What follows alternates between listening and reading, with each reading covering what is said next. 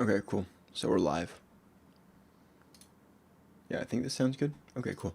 So today we're going to be going over the Q2 results for Arcimoto. Now we're also going to be live streaming the conference call for them, so you guys can actually tune in and listen to it. So at face value, it seems like this is a pretty bad Q2 earnings. It seems like there's a very negative reaction to it, at least from the stock perspective. The stock crashed essentially another 20%. So in the past 5 days, we're actually down almost 40%. We're sitting around $11.50 per share as of now, compared to the close at $14 per share. Now, they manufactured 74 vehicles this quarter and completed sales for 30 new and 1 pre-owned customer vehicle. So out of context, it's really hard to understand, but let's put it into context in regards to Q1 of this year. So last quarter, they actually manufactured a record 84 vehicles and delivered a record 60 customer vehicles. So compared to Q1, they did not build as many vehicles and did not complete the sales or deliver nearly as many vehicles either. So on that front, which is probably the most important metric, aside from revenue and how much they're actually losing, it seems like they didn't really meet up quite well. So that's, I think, why the stock price actually dipped so much. But then they actually talk about some of the highlights for the quarter. And yes, they announced a battery recycling program with lithium-ion battery recycling company Redivivus. I think that was July 22nd. Basically to recycle batteries and the materials in them, because that's something that's going to be very important in the future. Then they talk about their joint municipal pilot programs. They have the city of Encinitas, and I believe even where was it? Yeah, Tennessee. Joint pilot program with Tennessee Clean Fuels and Drive Electric Tennessee. And then, they had a partnership with the Lightning motorcycles to make the world's fastest tilting trike using the LS218. So they go over all of their highlights for the quarter, but at the end of the day, their revenue wasn't quite up to par compared to even Q1. You can see that their total revenues for second quarter of 2021 increased 167% year over year to approximately $700,000. Now you compare that to Q1 of last year, and you can scroll down to that same section, and you can see that it says 1.39 million. So a pretty far shot from even Q1, which increased 126%. Now, if you want to compare it year over year, okay, so you go for the revenue of Q1 of last year, which was 600,000, which is pretty close to our current Q2 at 717. It's only a perfect $100,000 away. So, and then you compare so Q2 to Q2 year over year, which was 269,000. You can see that last year, even then, the revenue quarter over quarter dropped quite significantly in Q2. However, with COVID and the shutdowns in there, it's not really fair to be hey, look, last year they also had a steep drop off in Q2 because there were shutdowns and different issues that probably caused that issue to rise up a lot more than if that weren't the case. So the drop off that we saw last year, I don't think really explains what we're seeing now. So I don't think that's something fair to bring up. Now, as far as cash, they have 38.5 million in cash and cash equivalents and debt of 3.9 million as of June 30th. So their debt to cash ratio is still extremely good. And they say that they have 86.5 million in assets, which if we compare that to Q1, you can see that that went up quite substantially from 78.7 million in assets and 46 million in cash. So it seems like they had a lot of cash that was burned, but it was actually mostly transferred into assets. So now it seems like we're 1 minute away from the actual earnings call or the conference call, which is going to start at 2 p.m. Pacific or 5 Eastern. So that's coming up in just a second, and as soon as that pops up, I will take off my face, stop talking, and let you guys listen to the conference call. But in the meantime, it seems like this was quite a notable earnings. As you know, the stock price dipped quite considerably. We saw a cash being kind of swept into assets as a whole, and we saw the revenue actually kind of fall off a cliff, being nearly half of what we had last quarter.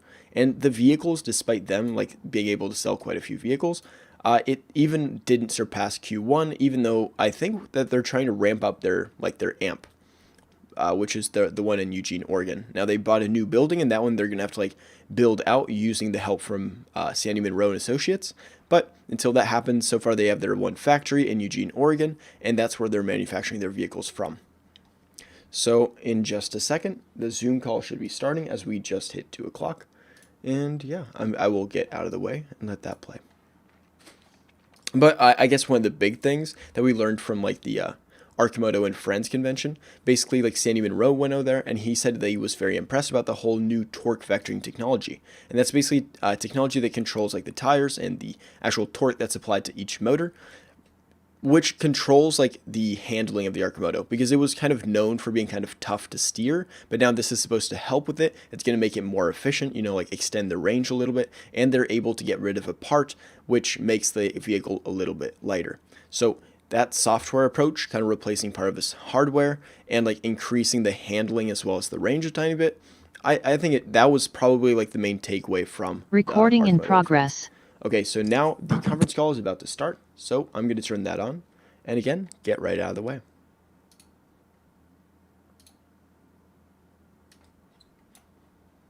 Just going to wait a minute or two for everyone to get logged in. Stand by.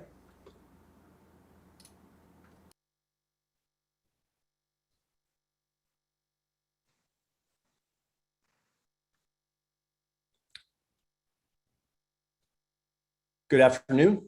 I'm Mark Frohnmeyer, CEO and founder of Arcimoto, and I'd like to welcome you all to Arcimoto's Q2 2021 Stakeholder webinar. Arcimoto is an Oregon C Corp founded in 2007 with the mission to build products that catalyze the shift to a sustainable transportation system. These quarterly webinars, held in tandem with our filings with the SEC, are intended to give our stakeholders a clear and current picture of the company's progress as seen by Arcimoto's leadership. I'm going to run through a presentation starting with our latest company video, discuss the context, the quarter, recent updates and goal progress, as well as a bit of the road ahead, after which I'll be joined by members of the executive team to take stakeholder and analyst questions from SAY. You can find supplementary information, including our earnings press release, financial filings, presentation materials, transcript, and a replay of this webinar that will be posted later on our investor relations page at arcimoto.com/IR. You can also sign up for investor updates at that link. Before we begin, I want to call your attention to our safe harbor disclaimer regarding forward-looking statements. This note identifies risk factors that may cause our actual results to differ materially from the content of our forward-looking statements for the reasons that we cite in our Form 10-Q and other SEC filings. That said, let's dive in. At Arcimoto, we build light, electric, ultra-efficient rides that are outrageously fun to drive for a reason. Our vision is a city that doesn't suck anymore. Today's city is dominated by the car.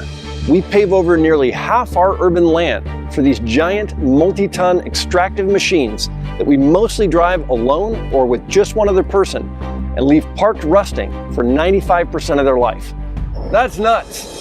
We believe that by right-sizing, electrifying, and better utilizing our rides, we can reclaim our space, clean our air, and make our cities much more livable for everyone. We built a new human-scale vehicle platform and a family of products dialed for a wide range of everyday trips. The Fun Utility Vehicle for daily driving, rentals, and rideshare. The Deliverator for last-mile delivery of essential food and goods. The Rapid Responder for emergency services and security. The Flatbed for general fleet utility. And the Roadster, a fun machine that drives like nothing else on the road. Every Arcimoto is pure electric, with range for everyday driving, have rockstar parking as a standard feature, and accelerate from zero to fun instantly. Our experience model is rental first, with operations open in multiple destination markets and more on the way to give potential adopters a taste of the ride. I've been driving it everywhere. I'm just like a 16-year-old. I don't even care where I go or why I go there. I go out and I get in and I just drive around. That's an awesome machine right there. It's quiet, it's got plenty of power, all the power you need, and it's just comfortable. Everybody wants it when they see it, and they haven't even driven it yet. The real joy is when you get to drive it, and then you just get the feeling of what it's all about. I'd also like to give a big shout out to the Arcimoto team. Your workmanship and design is awesome. The full future Arcimoto vision adds driverless technology to make shared rides much more convenient. Imagine a city where your personal transportation is available at the touch of a button on your phone. enjoy the experience of driving again. And when you reach your destination, you just hop out. And the Arcimoto is available for its next driver. We're in production now. Every Arcimoto is built here in the AMP, where we transform raw material through cutting, forming, welding, machining, and final assembly all under one roof. To take the venture to scale, we purchased a new, much larger facility and teamed with Sandy Munro and Associates with the goal of kicking off mass production late next year. Finally, we acquired Tilting Motorworks, developers of the Trio accessory that can turn two-wheeled motorcycles into amazing tilting three-wheelers. Together, we're building a new ultralight micromobility solution for the rapidly growing global electric bike and scooter marketplace. With our overarching focus on scale, this year we plan to demonstrate the full breadth of Arcimoto's solutions for sustainable mobility and expand our market presence as we prepare for the next decade of the venture's growth. Arcimoto is a public company. We've been powered since our inception by a community of stakeholders with whom we share a mission to catalyze sustainable transportation. I hope you'll join us.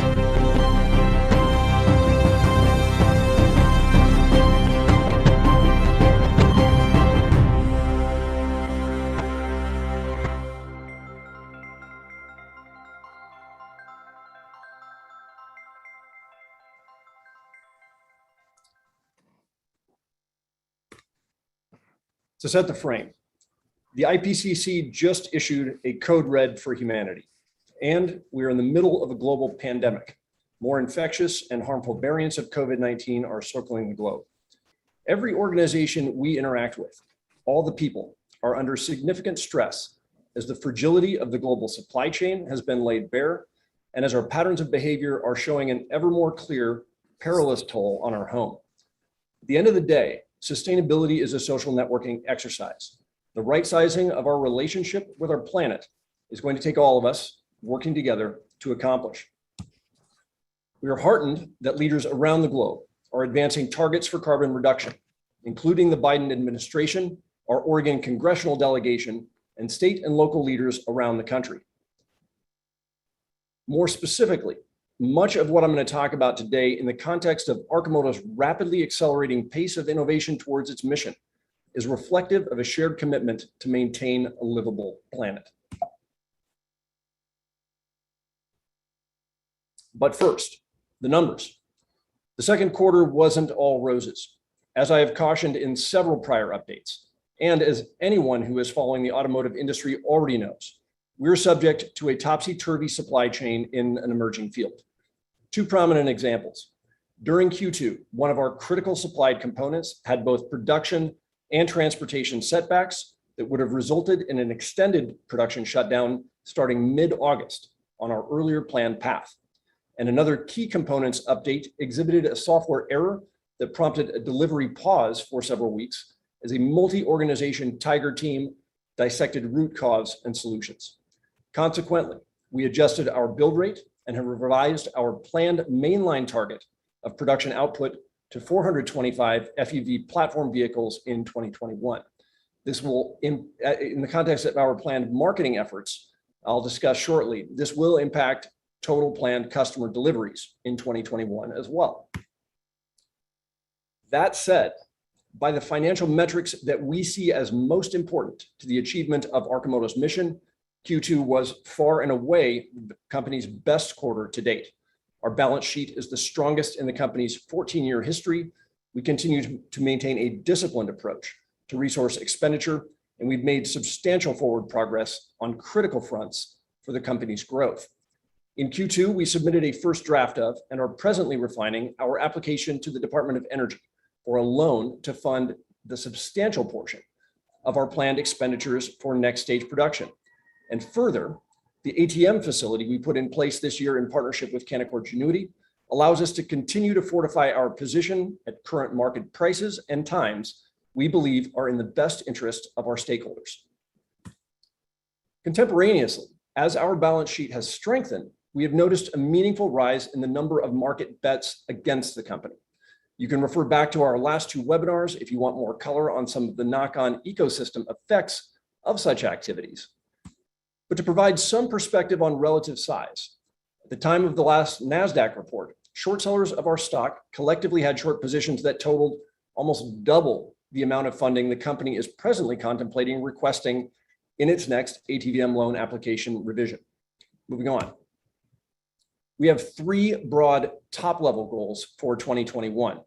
The first we laid out 1 year ago during 2020's Q2 report, to get to mass production in a new facility starting by the end of next year with a targeted capacity once at full output of 50,000 vehicles per year that provides further a pattern for yet higher scale replication. Second, continue to build the market for Arcimoto's products to support that level of production and ultimately way beyond. And finally, showcase the full presently contemplated range of Arcimoto solutions for sustainable mobility. I'll go into the progress to date on all three fronts. The push to volume production is our most important overarching objective, bar none. We believe achieving scale will allow us to reduce vehicle cost to the point where the Arcimoto is affordable to almost everyone, while providing the positive cash flows necessary to sustain the business long term. And I'm pleased to report that in the second quarter through present, we've made significant headway towards this primary goal. We closed on the purchase of a new facility, more than 200,000 square feet under roof on 10 acres of land. We landed our new plastic thermoforming cell in the new facility and are aiming to have it operational before the end of this year. We've completed the first phase of construction planning, and that build-in will commence when the prior owner completes move-out, targeted at the end of this month. With our partners at Monroe & Associates, we have completed architectural down selection of all major vehicle subsystems, essentially the materials and manufacturing method choice for the parts of the vehicle for volume. And engineering and assembly planning are now moving ahead full steam. And as I mentioned earlier, in Q2, we submitted our first draft to the US Department of Energy for a vehicle manufacturing loan and are now in regular conversation with their team, expecting to submit a refined draft imminently that takes into account their feedback and requirements, as well as our ongoing engineering refinement efforts. In summary, on goal one, significant progress, a mountain of work ahead. On the marketing front, one thing is clear. The more people get a chance to drive an Arcimoto vehicle and experience their one-of-a-kind electric performance, the more our market grows. In addition to test drive and media events across the West Coast, we've also held a large-scale test drive event at the Portland International Raceway in July, and continue to receive positive product reviews from top-tier EV press, including a review on Forbes.com last week, which stated, "The FUV made more people smile than any other vehicle I've ever reviewed." We've also grown our rental operations in key markets, opening our first two company-owned stores in Eugene and San Diego. We will also be delivering additional rental vehicles to Go-Car Tours in both San Francisco and San Diego. We continue customer deliveries in Oregon, Washington, Florida, and our home state of Oregon, and are preparing to open sales and rental in Hawaii, Arizona, and Nevada, where we expect to begin taking reservations from our pre-order customers in the coming months. We have recently relaunched the FUV configurator tool on our website in order to further streamline the ordering process, the first of several major planned upgrades to the initial user experience for prospective customers. We're actively working with both city and state officials with the goal to electrify government fleets. The city of Encinitas in California is testing Arcimoto vehicles for use by Encinitas lifeguards and infrastructure and sustainability departments, continuing Mayor Catherine Blake Spears' efforts to reduce carbon pollution and advance sustainable transportation in Encinitas. This week, we will begin our statewide pilot program in the state of Tennessee, introducing Arcimotos in Memphis, Knoxville, Chattanooga, and Nashville with test drive events this month. In addition to retail sales and rentals, we believe a key path for Arcimoto vehicles is in shared mobility, and have engaged with multiple potential partners to begin rolling out vehicle share programs. As the population in cities continues to grow, and as vehicle ownership in urban areas declines, the need for right-sized, shared, sustainable fleets becomes ever greater, and our vehicles offer clear environmental efficiency and economic advantages over current car share options.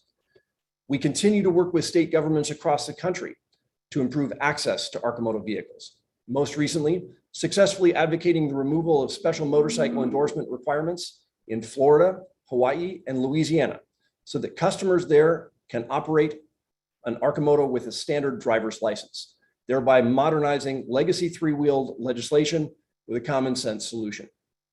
And as we look globally, we've begun developing a measured strategy to enter the world market, starting with countries that fully accept the United States federal motor vehicle safety standards. In summary, on goal 2, significant progress and a mountain of work ahead. Finally, Arcimoto has continued to rapidly accelerate its pace of innovation in order to demonstrate the full range of our solutions for sustainable mobility. At our summer event just a few weeks ago, we launched our first production Roadster, showed the long-awaited half-door accessories, and showcased with partners some of the truly exciting technologies now in development.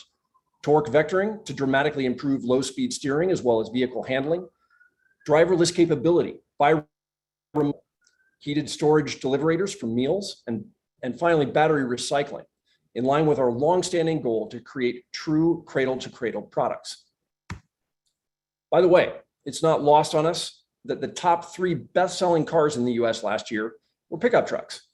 Might explain all the excitement around Cybertruck, Rivian, Ford's Lightning F-150, and others. Well, now Arcimoto has a pickup truck. We showed the first prototypes of the Arcimoto flatbed, and it's awesome. Same base scalable Arcimoto platform, incredible configurability and volumetric carrying capacity in a small footprint. We aim to begin piloting the flatbed later this year. I want to emphasize again the importance of partnership and collaboration. Monroe & Associates, Stoffel Systems, Sherp Tech, Redivivus, Bib Technologies, and so many others have pitched in their brilliant minds and hard work towards our shared purpose. On that note of partnership, just shy of a year ago, I reached out to Bob Mile, founder of Tilting Motorworks, about an idea for a new micromobility product line that would leverage their expertise in tilting trikes with Arcimoto's electric vehicle capabilities. And I'm incredibly excited to report that the first prototype from that collaboration is now on the road. We're not ready to show the product yet, but I will tell you I got to ride it for the first time on Thursday, and on that first ride, I leaned it way farther than I've ever leaned a bicycle. It was easy, smooth, and stable, and I can't wait to show it to you in product form. This mean lean machine is chock full of new electric vehicle technology. We are actually reinventing the wheel this time, and it's targeted squarely at the rapidly growing e-bike and e-scooter marketplace. We believe it will perfectly complement our go-to-market strategy of rentals and rideshare, and will set a new bar for efficiency, utility, and affordability for a wide range of transportation tasks. We acquired Tilting Motorworks at the beginning of this year to accelerate development of that program. But I want to take a moment to talk about what else we got in the deal. An existing product line for motorcycle riders who don't want to fall over anymore. Our Trio accessory transforms a motorcycle into an amazing 3-wheeled tilting machine, and we see giant market potential for this product. In the US alone, there are more than 12 million motorcycles in use, and the Trio is already adapted to the leading big bikes, Harleys, of which 180,000 were sold last year worldwide, Indians, Goldwings, and most recently, the Lightning electric superbike, with which we intend to compete for a land speed tilting 3-wheel record at Bonneville next year. In summary, Arcimoto is shipping and continuing to further develop kick-ass, ultra-efficient 3-wheelers alongside a world-class team with whom we share a mission to right-size mobility as we grow our market presence in preparation for volume production. We must continue to improve the experience for the Arcanauts, our early customers and riders, their vehicles, the first-time user experience, and sales, service, and communication processes. This means listening closely to feedback we receive from customers and pilot partners to improve our offerings for scale. We must continue to cultivate our leadership skills as our team and demands expand. Arcimoto is more than 200 people right now, about double where we were 1 year ago. And this means continued emphasis on process, culture, and our core values of continuous improvement, environmental efficiency, and fun. We must maintain our focus on the health and safety of our team during an ongoing pandemic, encouraging good life choices and bolstering our resilience for the road ahead. The plan is not waiting around. The IPCC's Code Red is our call to action. We must continue to step up our production pace amidst the churn in order to make the contribution for which we are called. And with that, let's bring on the rest of the C team, except Terry, who is on his way back to Eugene, and dive into Q&A.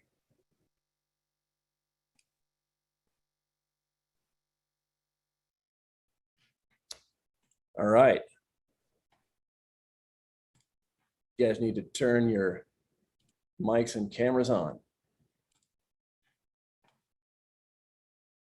I can't turn my camera on, Mark.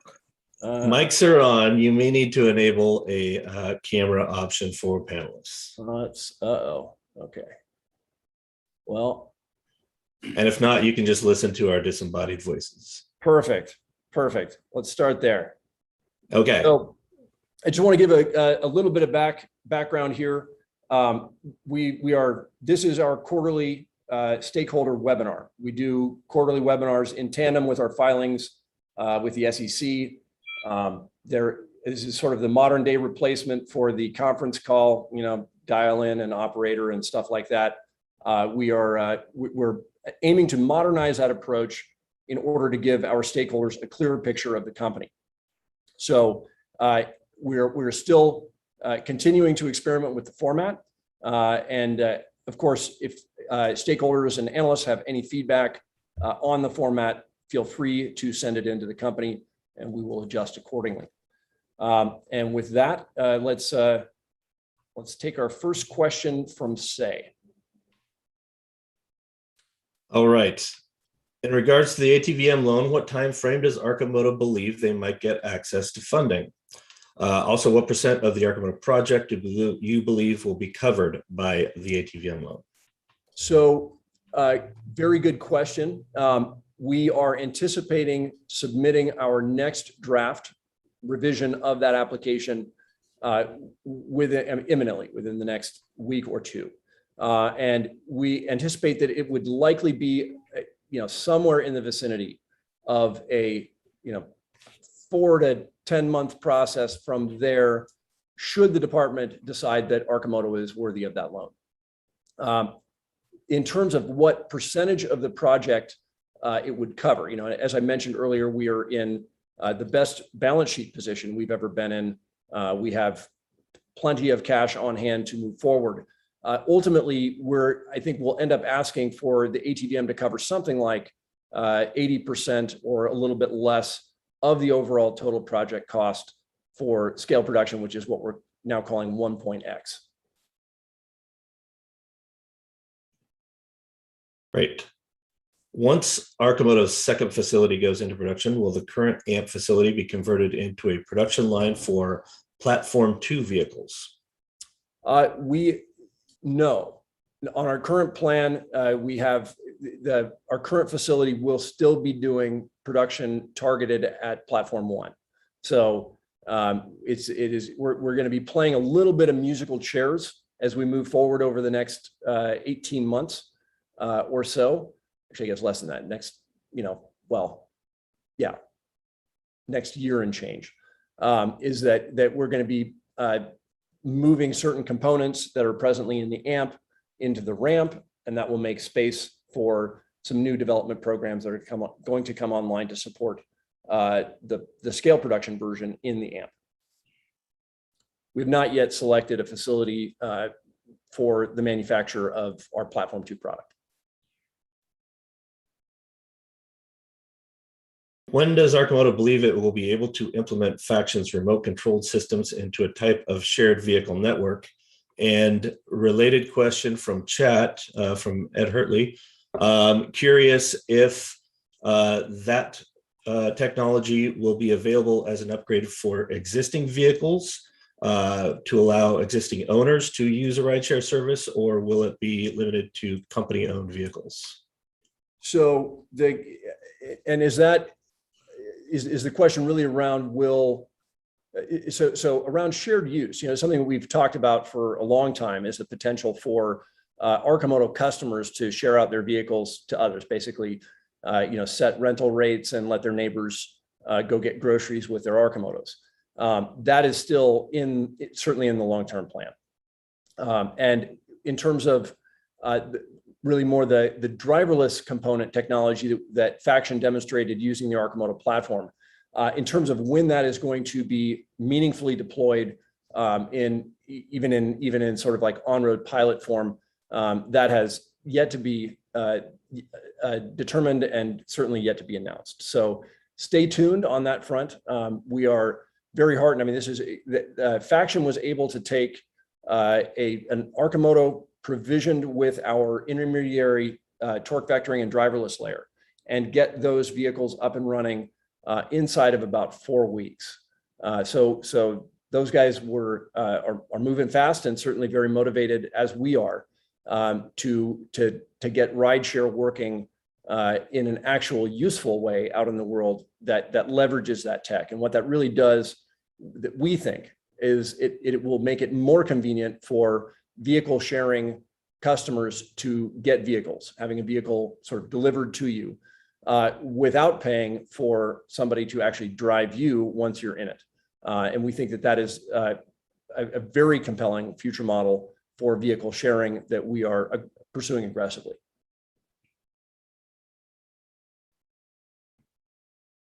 I see a follow-up question from Ed regarding the phone app and when we can expect to see that come online. It is in development. We have mapped out the sort of initial stages of sort of the phase 1 requirements. It's in development now, and it will be ready when we release it. So we don't have a fixed timeline that we have announced yet. But it's a critical piece of the puzzle. So something that is we are definitely pushing on. When will the FUV get over-the-air updates, and how much do you anticipate this will end up saving Arcimoto in service costs? It will save. I have not run the numbers on what it's going to save us, but it's just such an obvious win. In terms of when that's going to happen, we're balancing that with a number of different priorities. And so again, we have not announced a timeline on that as one of our top level goals, but it's something we're pushing forward on. When will owners get a personalized Arcimoto portal account to track service and referrals, and will it show data like battery health and mileage? My goal is that so we've talked about this a little bit in terms of the FUV.life portal. That's both an owner portal for getting more details on vehicles, tracking service updates. It's one of the critical pieces of customer communication that we want to bring online.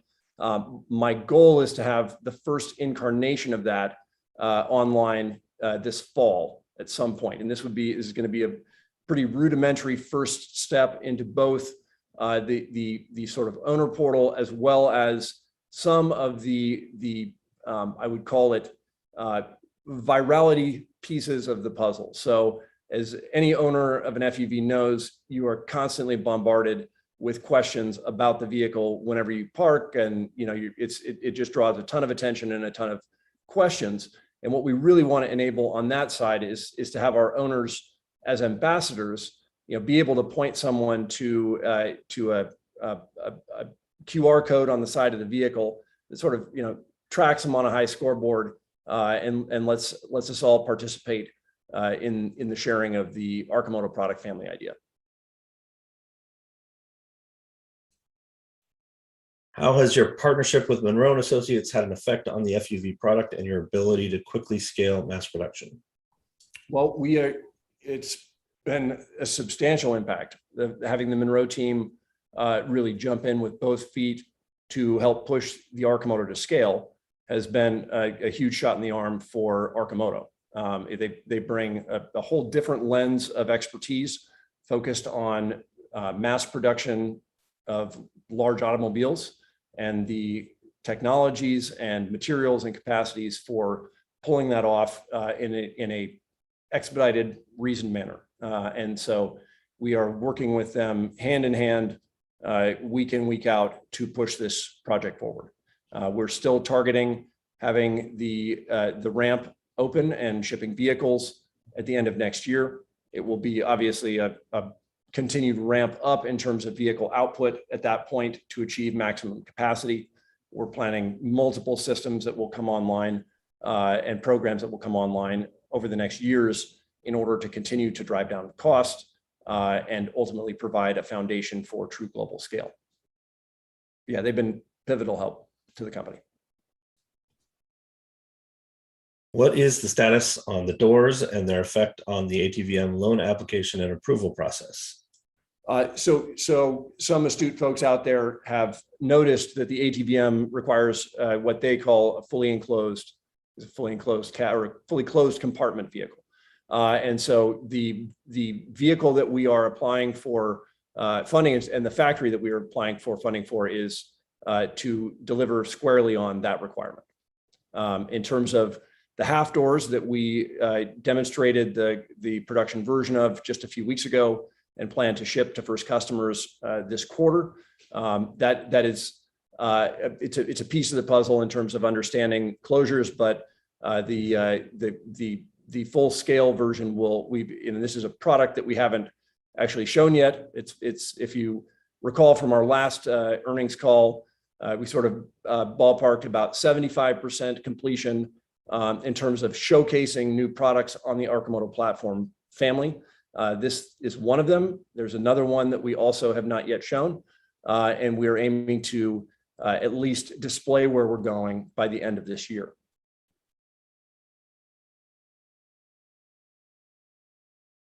Does Arcimoto have plans to export or build a plant in Europe? That would seem like an excellent market. And then kind of perpendicularly related from Jeffrey Campbell in chat, can you point out a country or two that would meet the requirement to be receptive to US standards? Sure thing. And actually, hey, we've got Dilip Sundaram on the line, our Chief International Business Officer. And Dilip, would you like to give a little bit of color onto that question? Yeah, absolutely. Thanks, Mark. So yeah, thank you for that question. As mentioned earlier, I think Mark had mentioned earlier, we are developing a very cogent and a comprehensive strategy to enter global markets. Our first priority, of course, will be to focus on countries that fully accept the US federal motor vehicle safety standards. And to answer the second part of the question is basically, it is countries like Mexico, Belize, Barbados, Bahamas, Honduras, Guatemala, and there's a host of others. Now, this FMVSS market itself represents a huge market. Now, this will be followed with the homologation of our products to meet EU standards, and that will make it possible either to export, which is definitely, again, which Europe is a large market, so which would be quite likely export. Otherwise, it is quite likely also that we might find a partner to manufacture in Europe. And to add a little bit on that, we also see Europe and actually the entire global market as being very ripe for our Platform 2 efforts. So again, Platform 2 is aiming at something, yet again, an order of magnitude more efficient and less expensive than the Platform 1 product family. And so we see true global applicability for that product as well. Tesla is opening up the supercharger network to other EVs. How and when will the FUV be able to take advantage of this? What are you doing right now to make the platform long trip capable? Great questions. We have not talked in specific detail about product features of what's coming off of the 1.X development effort. But what I would really like to see is just that customers get the choice of what charge port they want. And can have options for things like higher capacity charging. I mean, that's sort of a no-brainer, and it is certainly on the roadmap. But to me, it would just we've got a bunch of customers who are also Tesla drivers, and so having the same charge port, the same capabilities to us just makes a lot of sense. Tesla's done an absolutely fantastic job building out a global charging network for electric vehicles, and we're super thrilled that they are now looking to open that network to makers of other vehicles. Have there been any discussions with large food retail chain operators about the Deliverator and possibility of a fleet acquisition? We have discussion, yes, is the short answer to that question. No details that I'm willing to talk about now, other than we did have a pilot at a franchise here in Eugene, and just got phenomenal feedback from that operation for the Deliverator as a food delivery vehicle. And if you look at what BIB Technologies has done with the platform, they have taken with what we're calling Project Hotbox. They have built a Deliverator that is serves up piping hot food. So we are definitely looking in this sort of in the early pilot phase at getting as much feedback from prospective customers to really fine tune those offerings for the mass production versions of the vehicle platforms. Production is slow. Can we focus on production and getting vehicles in customers' driveways? When will we see at least 100 a week being produced and delivered? And then there's several kind of related questions in chat, just related to the earnings results. Maybe you can provide a little color on revenue projections versus actual. I know you mentioned some of the struggles in the presentation, but perhaps a little bit more on plans for revenue projections and the amount of inventory on our balance sheet. Sure.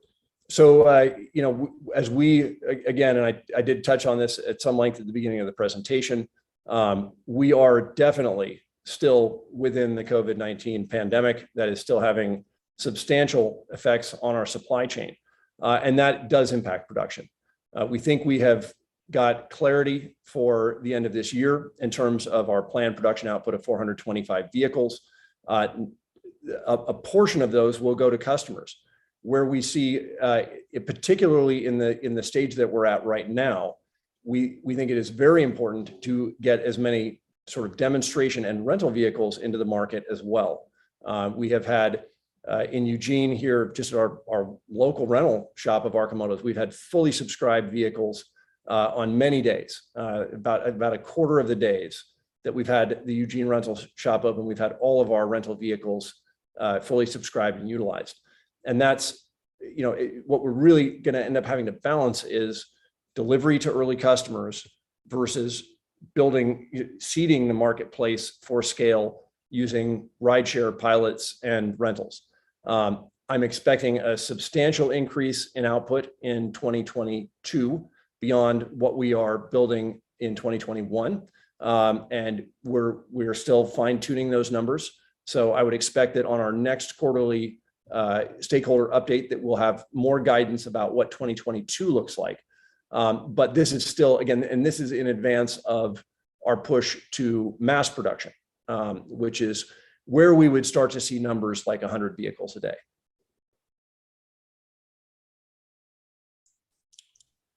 What are some of the current biggest risks that would delay startup production of the new facility, and how is the Arcimoto team taking steps to ensure the schedule stays on track?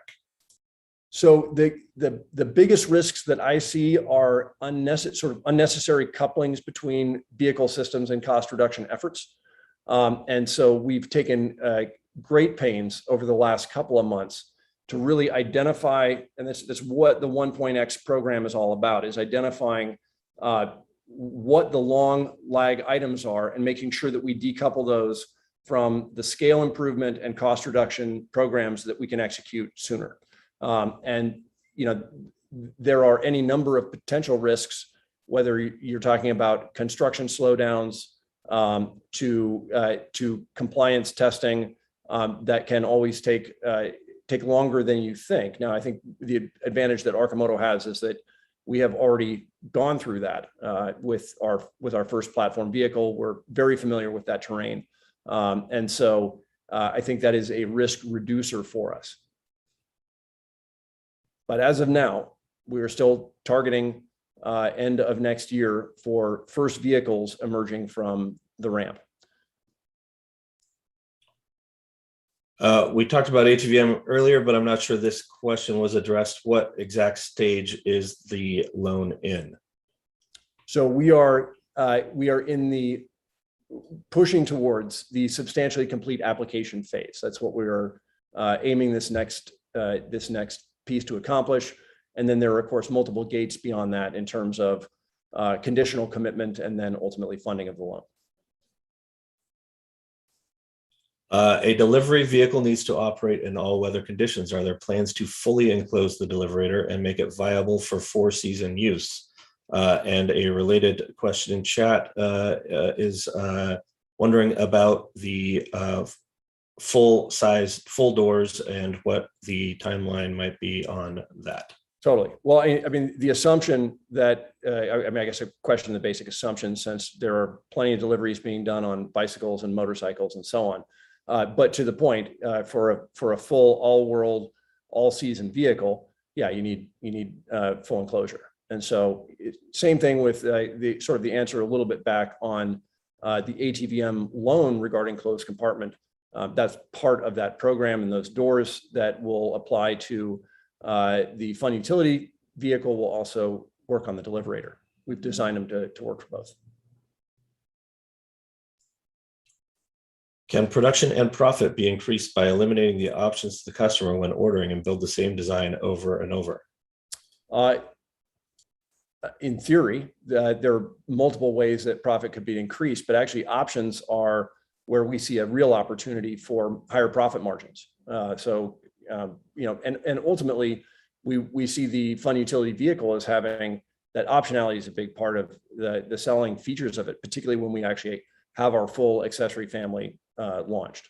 So as we've looked out at other vehicles, I mean, I think it's hard to find, except perhaps like the Model T, a product family that has where optionality was eschewed and not a part of the profit story. I do think that one of the things that we are really focused on is streamlining that process of option selection, just to make it easier to get through that whole piece of the puzzle. What opportunities do you see in last mile transportation, specifically with e-scooters and e-bikes, that FUV's Platform 2 will be uniquely enabled to address? We'll talk more about it when we actually show the product. All right. Is there anything specific that you hope to learn in the upcoming Tennessee pilots that might be different than pilots in Florida and California, or are you looking for patterns of repetition in all three efforts? I think probably a little bit of both. We expect that there's largely people who get in the FUV and Arcimoto platform vehicles. There's a lot of the same feedback, particularly regarding the enjoyment of the ride and the sort of that unique FUV experience. But every pilot that we've done has provided specific sort of specific enhancement requests related to how they use vehicles. And I would expect that the fine folks that we talk to in Tennessee will have lots of good ideas about how we can make Arcimotos better for them.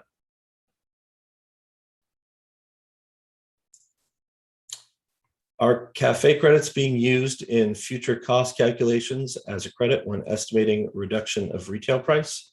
Is this a large portion of the tactic to reduce consumer prices? No. So in terms of like carb credits, there's now discussion about bringing motorcycles into that regime, but that's going to take some time, and we have not modeled it as part of our as part of our sort of profitability story. We do see a nearer term opportunity in terms of end user tax credits at the federal level. We think that the substantial pronouncements that the Biden administration has made, as well as congressional leaders, supports a much higher tax credit for Arcimoto type vehicles. We think there's a very strong argument that affordable vehicles that are super efficient and don't take up a lot of space should benefit from the same tax credits that much larger, much more expensive full-size cars get. So that's an area of advocacy that we are continuing to push on with partners and with others in the field. And if you think about it, I mean, that could have a truly dramatic impact, particularly in the near term, on the affordability of Arcimoto's products for the wide market. Any plans to change battery chemistry or format since a lot has changed since the first FUV introduction? What order would you rank your battery priorities? Reduce weight, reduce costs, or increase range? Well, I should say that we have some very interesting battery developments in the works. Something we will be talking about on future earnings calls and stakeholder webinars. Versus priority for me at this point would be reduction of cost and improvement of range. The battery is actually in a really good spot in the vehicle. We will likely see as energy density continues to incrementally improve, we will see batteries that are essentially the same weight that go farther, have higher volumetric energy density. And we're also seeing continued push down the cost curve of battery cells. So we got a lot of good stuff coming on that front. I would say from the customer perspective, it really is about just incremental changes over time for the foreseeable future.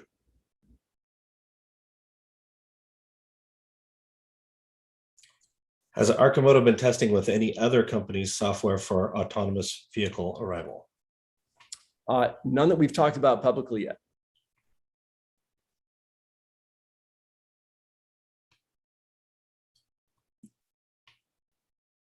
All right.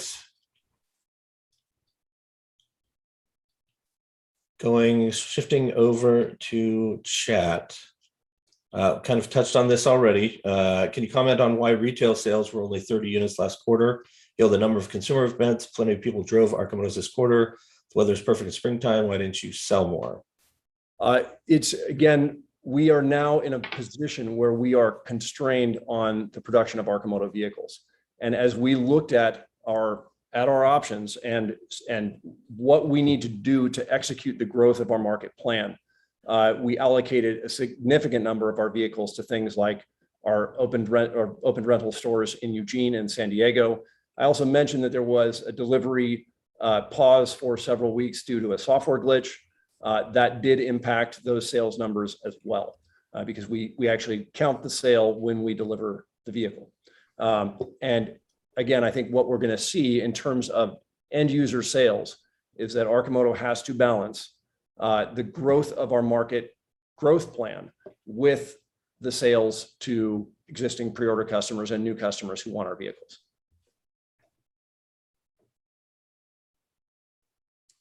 As a stakeholder, it's critical to understand in greater details issues related to the supply chain. Can we hear how precisely Arcimoto plans to jump production in Q3 from 75 units to 150 units?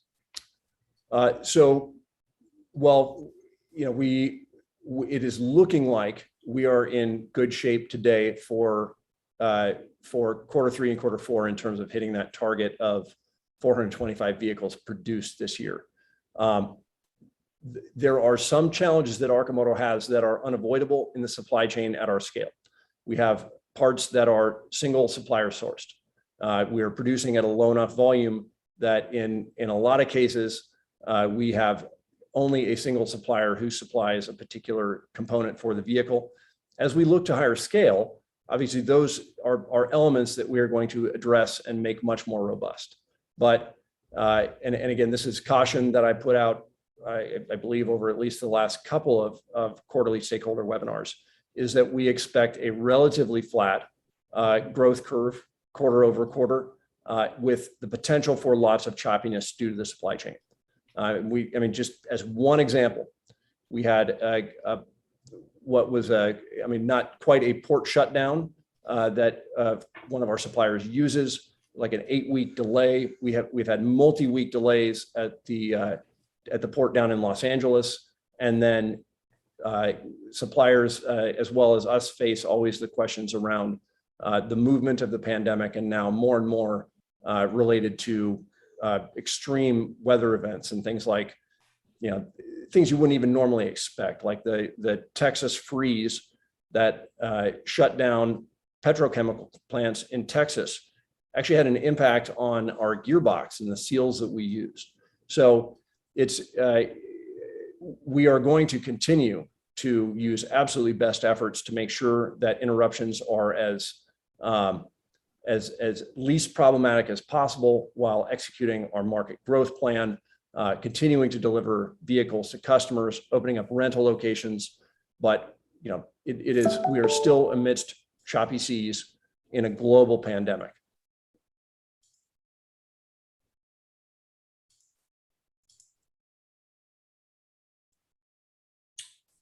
When will Hawaii? One more thing, actually, Fritz, on that topic.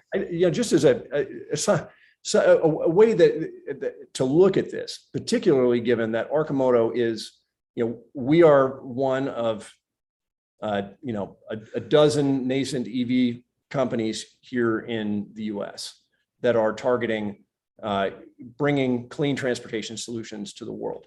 One of the real advantages that Arcimoto has in building towards that mission is that we are already in market. We are in market today. We have vehicles out for demonstration. The constraints that we have on production at very low volume certainly have an effect on near-term measures of the company's progress.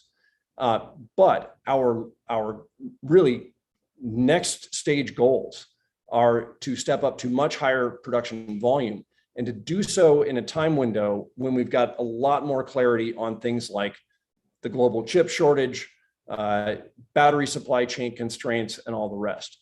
I think that really positions Arcimoto well, certainly versus others who are attempting to launch scale production of vehicle programs towards the end of this year.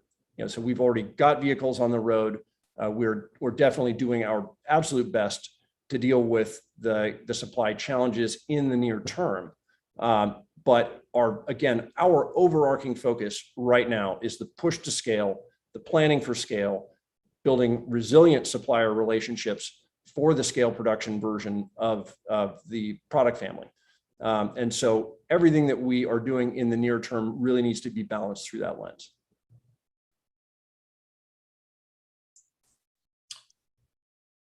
When will Hawaii get a rental facility, and which island in Hawaii?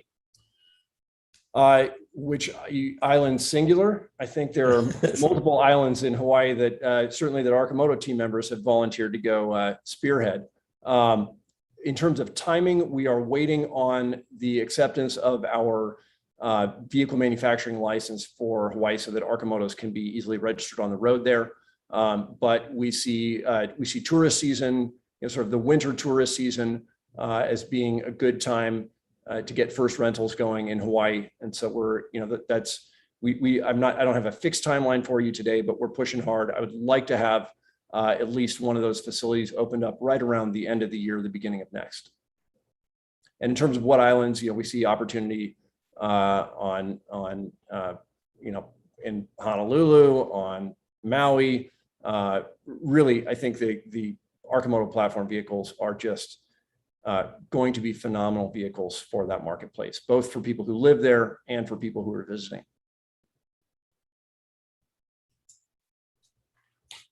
Arcimoto expressed support for Black Lives Matter last year. What has been done to increase African-American employment at the company? The national average is approximately 15%. So what we've done, put in place at the board level, is a real push for getting diversity programs in place. I would like to report that we've made more progress on this front than we have, but it is still certainly a key piece in terms of Arcimoto at its root is all about transportation, clean transportation, and ultimately transportation equity. And so making sure that we as an organization take that seriously in terms of our own composition is really important.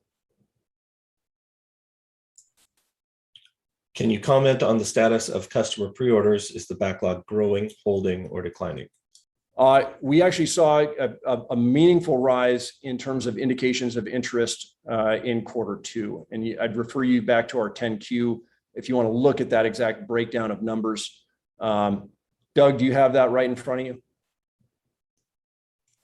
It was approximately 700 vehicle or 700 pre-order increase. Yeah, and again, just a note about pre-orders. We look at pre-orders as strong indications of interest in the product. They are either refundable nominal deposits, or they are things like letters of intent from commercial customers and so on. But we definitely do see them as a meaningful indicator of future market traction for our products. So seeing a big, a substantial step up is not a bad thing.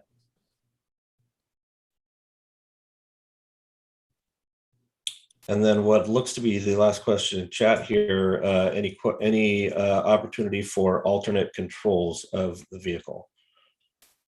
Well, and is there any indication there about, what?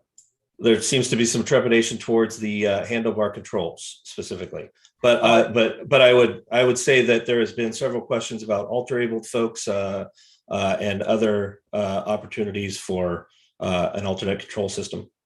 One of the things we've heard from alter-abled folks is actually that the handlebars are a real advantage there, and it will, for folks who have limited lower body mobility, that would require certain special hardware to be added for example, for the hydraulic brakes to be able to move them to the handlebars. One thing that was really cool that we saw at the summer showcase was the work that Stoffel Systems has been doing on torque vectoring, and what that the implication of that for the FUV is it's just a much smoother experience on the handlebars, particularly at low speed. But for anyone who's trepidatious about driving the Arcimoto, I mean, really, it takes a very short time to get the hang of it. If you've ever ridden a bicycle, it's a piece of cake. And what you end up ultimately feeling is like sort of like the vehicle becomes an extension of your will to move. We are going to continue to refine that user experience, particularly through the software controls work that we were doing with Stoffel. But we have no present plans to change to something like a steering wheel. In fact, it was the switch from a steering wheel that really unlocked the true win of the Arcimoto platform in terms of being able to carry an awful lot on a small footprint vehicle, and the move to handlebars was actually a big piece of that. All right, a couple more rolled in. How are we doing on time? I think we got time for one more, and then I'll wrap it up. Have you considered making an electric all-terrain vehicle similar to the Tesla Cyberquad? How about that one to end it off? Short answer on that one is yes. We have considered making a number of different types of vehicles. For the moment, we are very focused on bringing our current product offerings to scale and focusing heavily on the daily driving problem, as well as vehicles that sort of fit in that same go-to-market approach. So one of the things I really like about Platform 2, again, is that we think those vehicles are going to do very well in our rental shops. We think they're going to do very well in terms of the rideshare conversations that we're having. And so where you get that overlap of business model, it becomes easier to move multiple products through it. When I look at off-road, I think the platform has real opportunity there, particularly at least constituent elements of that platform. But it has a whole different go-to-market approach and a lot of additional engineering work to make it happen. So we want to keep Arcimoto as focused as possible, particularly right now in getting our existing product lines refined, getting our new factory up and running, and really pushing to scale to deliver on the mission.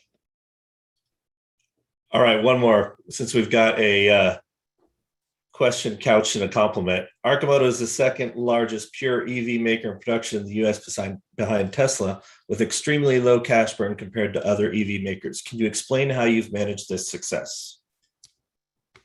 Wow, that is thank you for the question. I do think that one of the things we pride ourselves on is, focus on a meaningful solution that is simple, lightweight, ultra efficient, and we just abhor waste. And I think that has kept us. Arcimoto was for our first 7 years. I was the first funder. I put in the first couple million, and I sort of treated every additional investor dollar going in as though it were my own, in terms of really trying to get the most bang for the buck. I mean, that meant that we basically got into production with I think a total spend over our first 12 years of about $42 million. So zero, napkin sketch to first production vehicle on $42 million for a next generation EV company is fairly unprecedented. So I also, we have an Oregon ethos of building startup companies into more mature companies, and that has also been, the Oregon has it's very collaborative, but also used to be very capital efficient. And just one example, I mean, you think about building out marketing and sales. We've really focused, particularly in the early years and up to production launch, on the vehicle, on getting the product really dialed, on getting something that we think is going to sell itself once we can really get it to scale into the right price. And so that's another element of it, I think, is just focus. Shall we wrap it up? We're a little bit over time. I want to thank you guys all for attending. This officially concludes our 2021 Q2 Arcimoto Stakeholder webinar. I would add that got a little something special for you. If you all could have been there at our summer showcase, you would have seen some truly impressive things. Tilting torque vector driverless vehicles, tilting joy rides, and a community of peers rowing together towards a brighter future. You also might have caught Uncle John and the From Here band serenading the crowd with another fine tune.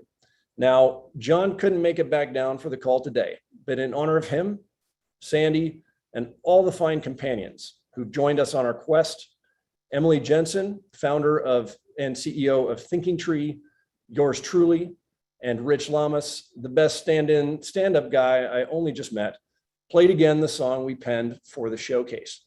Of course, for anyone of the opinion that good fun tunes have no place in a stakeholder webinar, now is your cue to hit the log out button.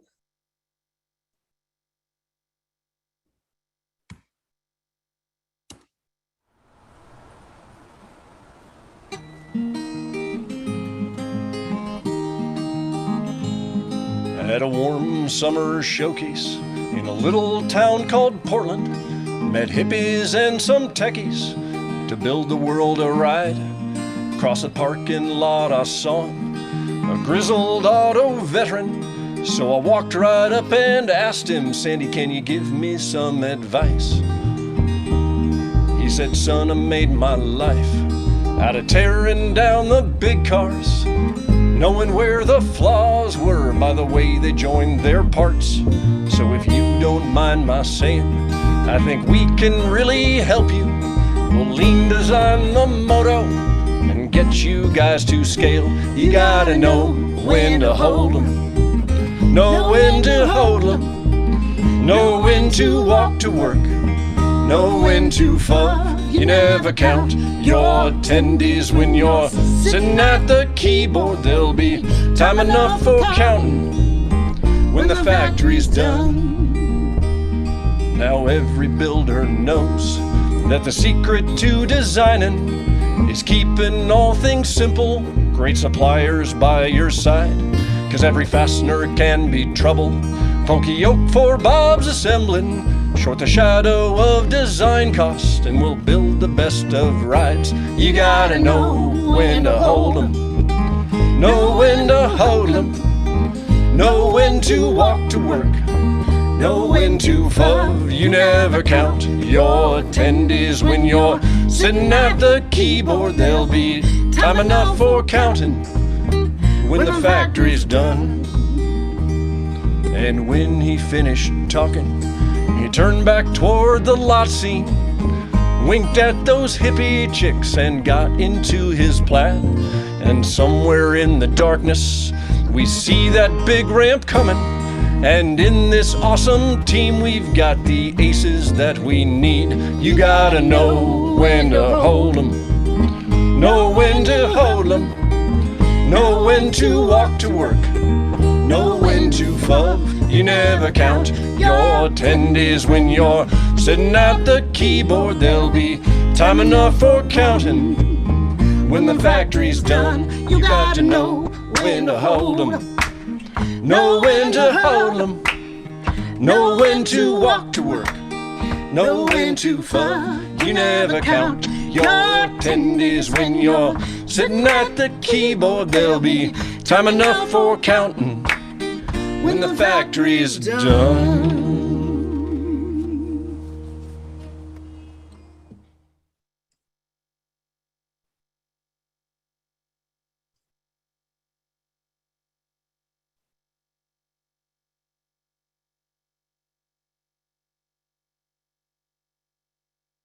Record.